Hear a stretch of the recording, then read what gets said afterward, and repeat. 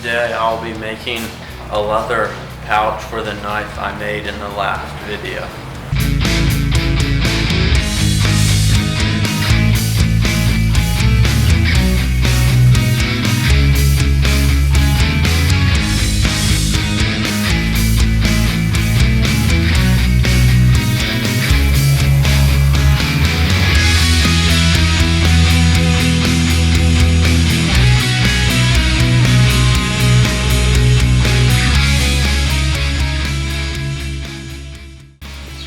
I'm going to start by taking the rivets and hammering them into the leather.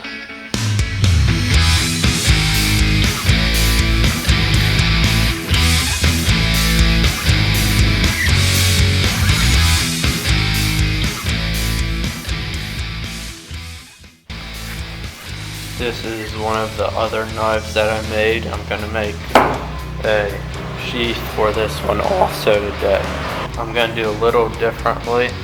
I'm going to try to use some of the smaller rivets, see if it makes them a little tighter.